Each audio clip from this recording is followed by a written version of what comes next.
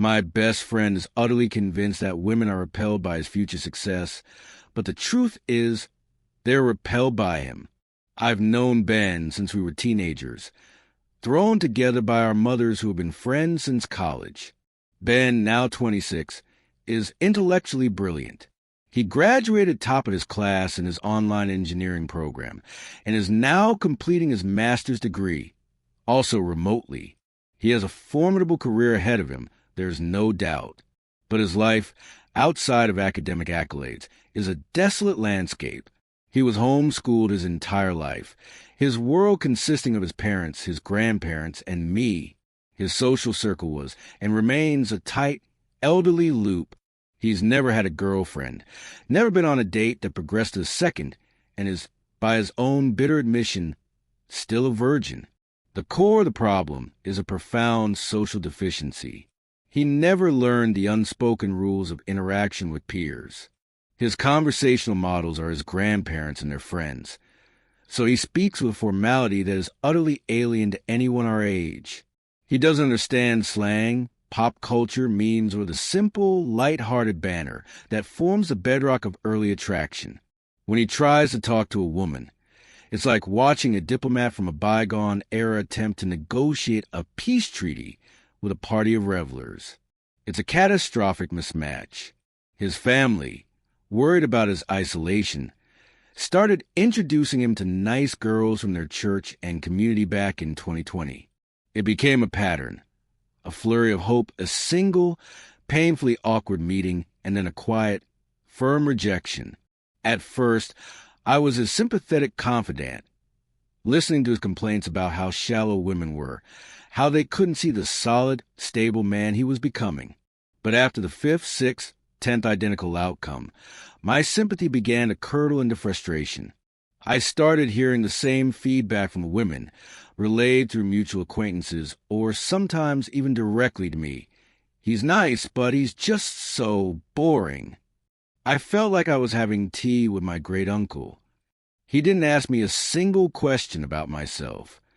Then there are the physical and stylistic elements, which, while not the root cause, certainly don't help.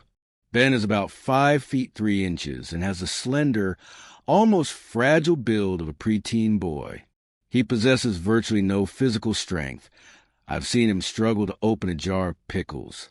His hair is thinning rapidly, receding from his forehead in a pronounced widow's peak that belies his youth.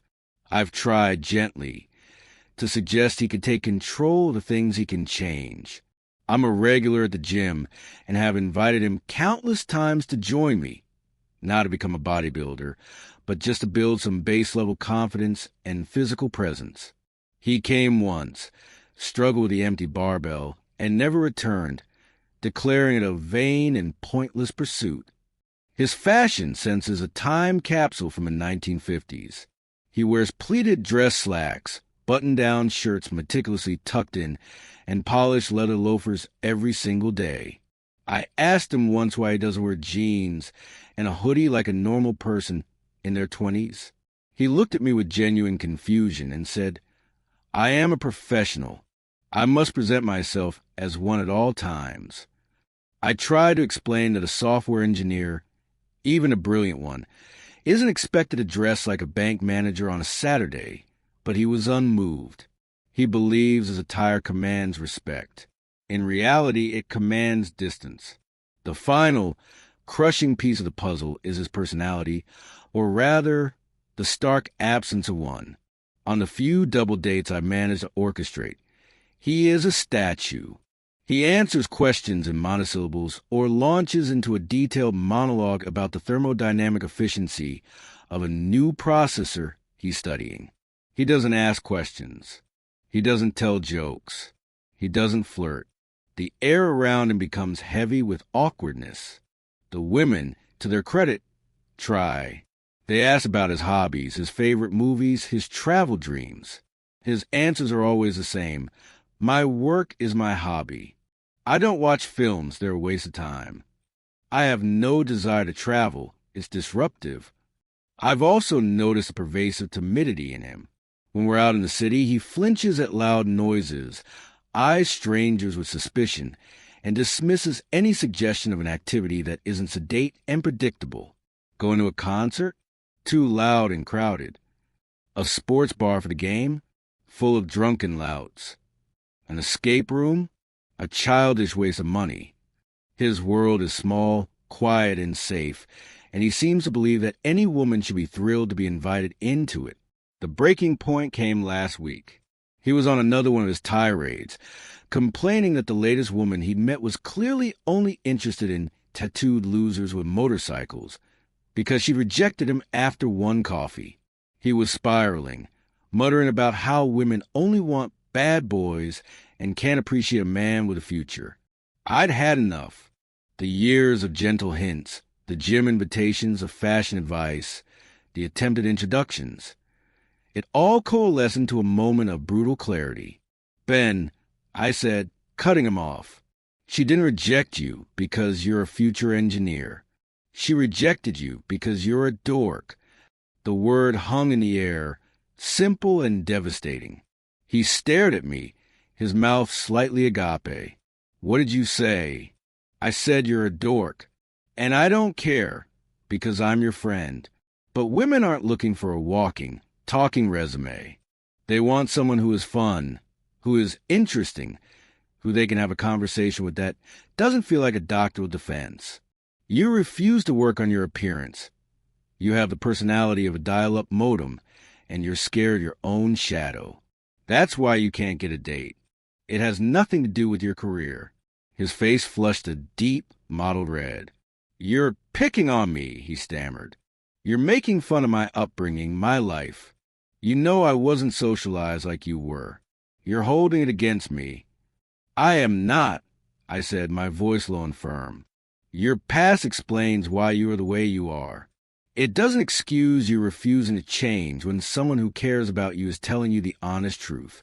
We all have flaws, Ben. The difference is, most of us try to fix them. You just expect the world to lower its standards for you. That's when he said it. The words that I knew in that moment would probably end our friendship. You're just jealous, he hissed, his eyes narrowed. You're jealous of my academic success, of the future I'm building. You're in a dead-end marketing job, and you can't stand that I'm going to be someone important.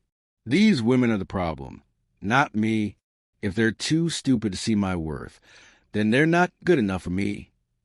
The sheer, staggering lack of self-awareness left me speechless. I simply looked at him, at the bitter, self-righteous man he had become, and I knew I was done. I told him that associating with someone who would rather blame everyone else than look in the mirror was toxic, and I walked away. My father, when I told him, agreed with my assessment but urged compassion. He's deeply insecure, son. That arrogance is a shield. Maybe apologize for the delivery, not the message. So, after a couple of days to cool off, I called him. I apologized for being so harsh. I told him I was frustrated because I cared, and I wanted to see him happy. I said I never meant to hurt his feelings. He didn't accept it.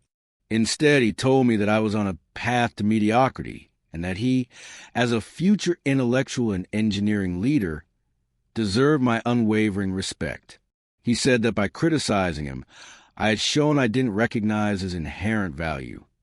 Then he added something that chilled me. You should be careful. The world runs on technology. The people who control it control everything.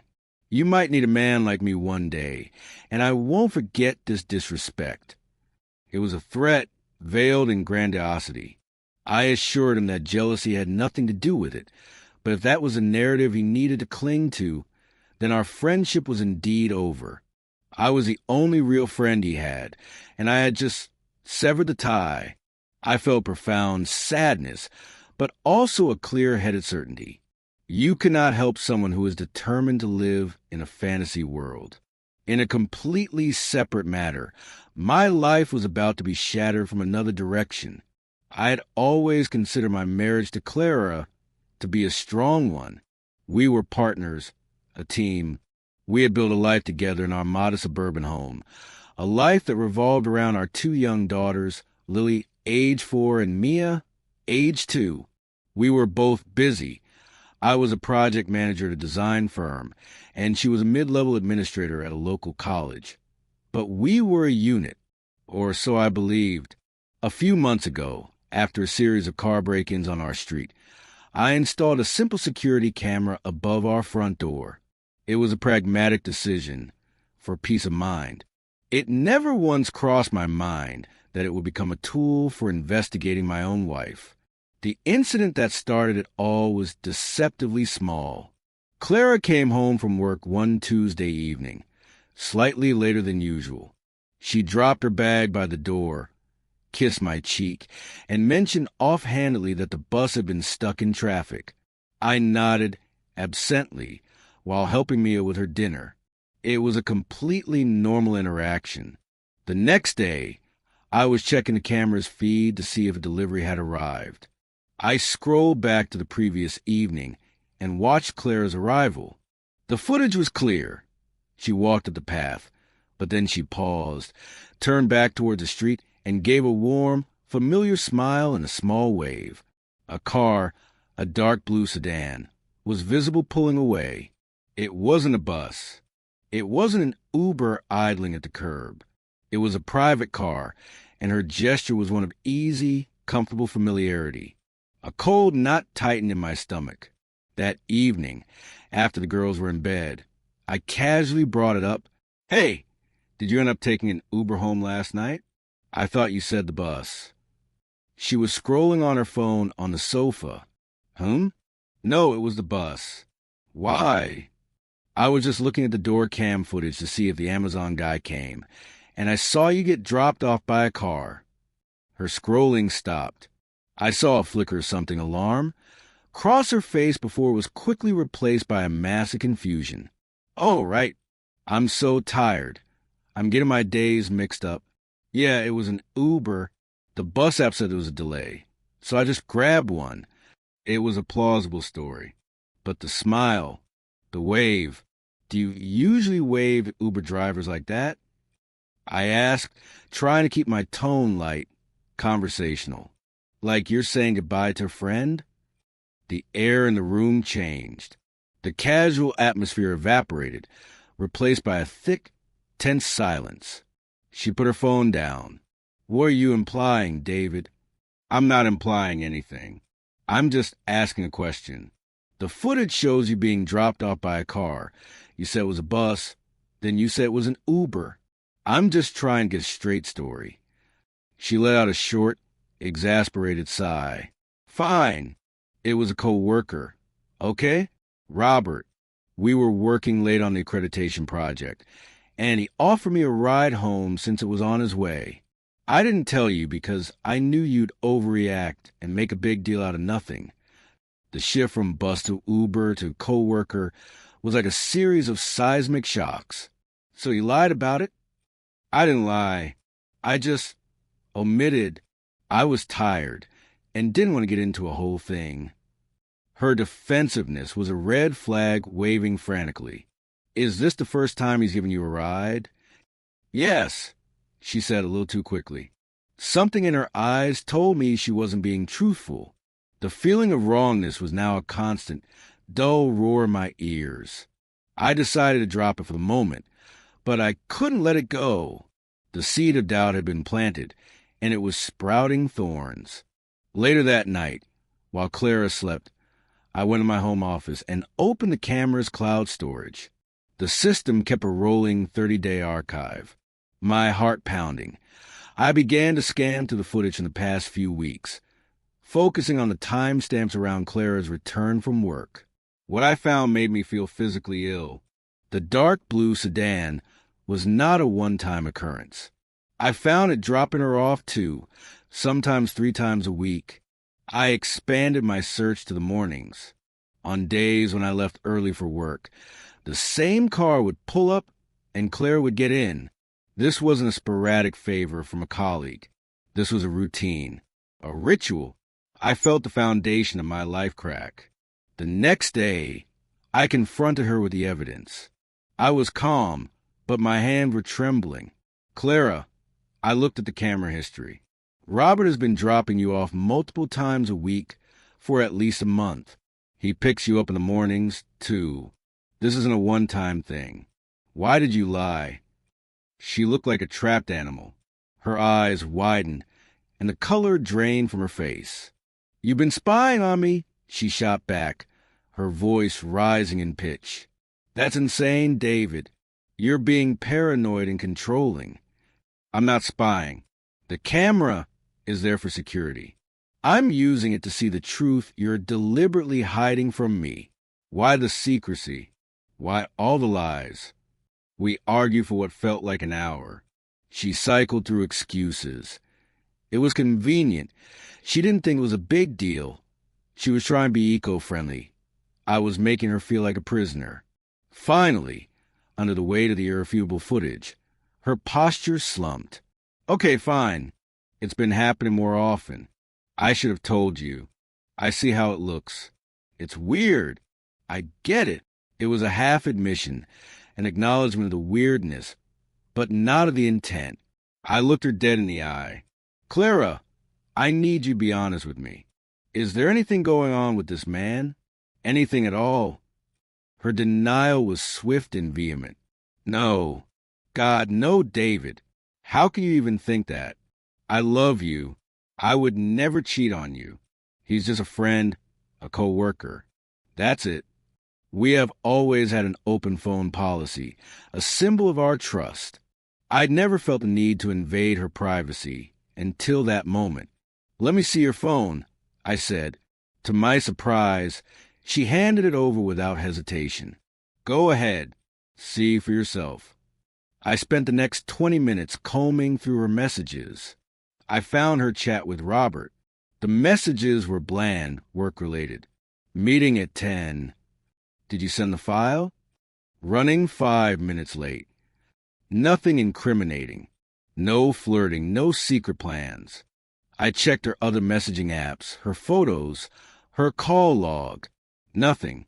I handed the phone back, feeling confused and guilty for my suspicion.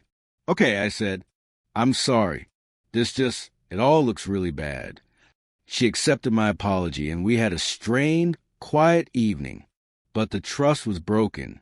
I couldn't reconcile her initial lies and the secretive pattern with the innocent explanation.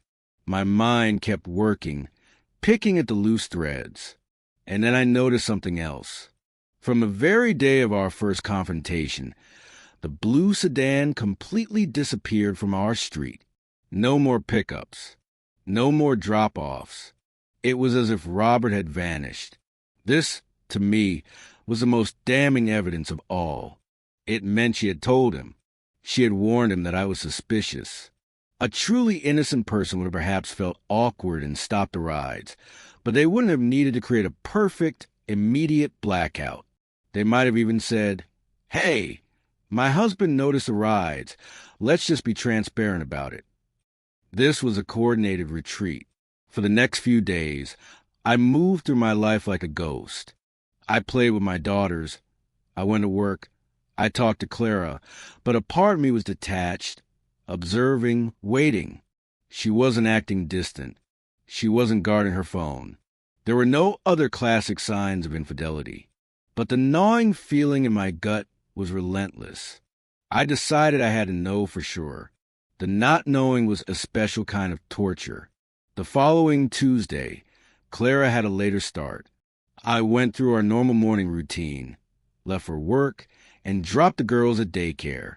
But instead of driving to the office, I circled back and parked my car several blocks away from our house, tucked behind a neighbor's overgrown hedge. I waited for 40 minutes. Then I saw her. She left the house, but she didn't walk to the bus stop at the end of our street. She walked in the opposite direction, turning onto the main road that ran parallel to our suburb. My heart hammered against my ribs. I followed on foot, keeping my distance, using trees and parked cars for cover. There, parked in a grocery store lot just around the corner, out of the direct line of sight from our house and the camera, was the blue sedan. I saw her approach it. The passenger door opened, and she got in. I saw the silhouette of a man in the driver's seat.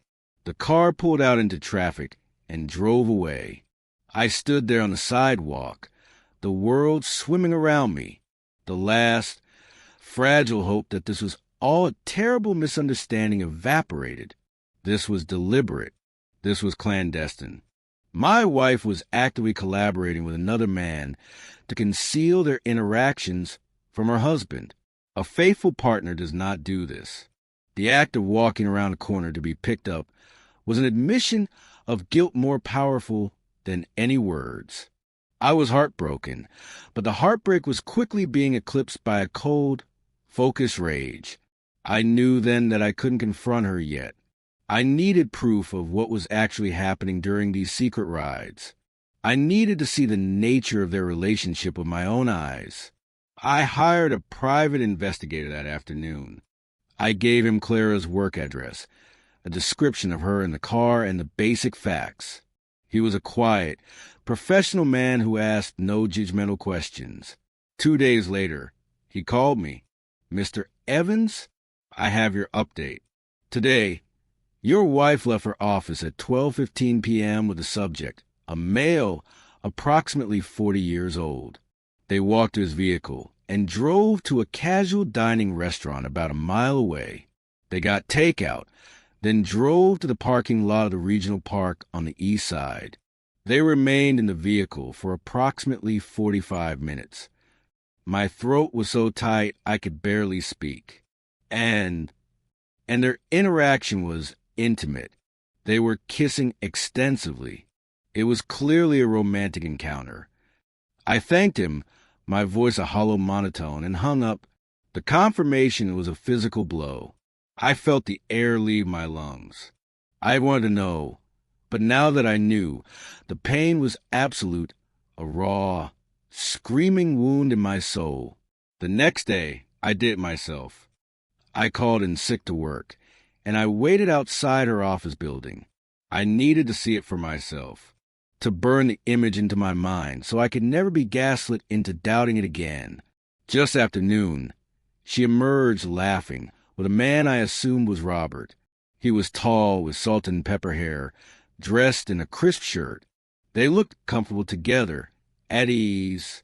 They walked to his blue sedan, and my stomach churned. They drove to the same park the PI had mentioned. He parked in a secluded corner of the lot, shaded by large oak trees. They didn't get out. They sat in the car, and through the windshield, I could see them clearly. They ate their food, talking and laughing.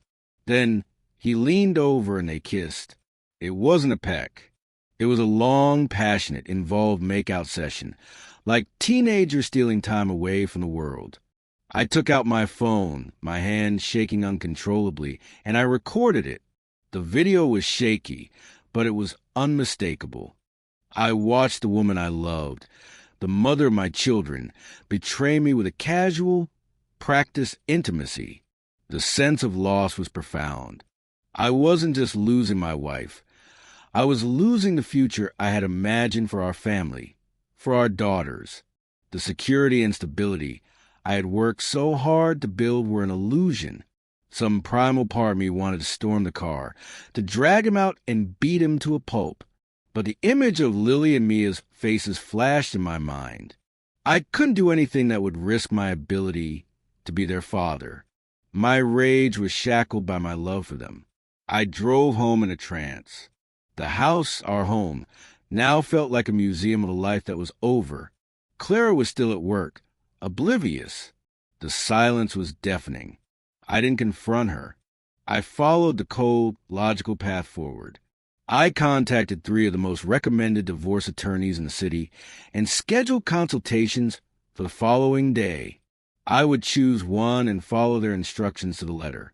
I would not tip my hand. I would gather all the evidence, the camera footage, my video, the PI's report, and I would build an impregnable case. When Clara came home that night, she was her normal self, asking about my sick day. I looked at her, at the face I had loved for a decade, and I saw a stranger. The woman who had vowed to be my partner was gone, replaced by a skilled deceiver. I told her I was feeling better and retreated into silence. The path ahead was going to be the most difficult in my life. I was devastated, adrift in a sea of betrayal and grief. But for the sake of my innocent children, I would navigate it. I would channel the pain into the fight to protect what remained of our family. The marriage was over. Now, the battle for the aftermath was about to begin.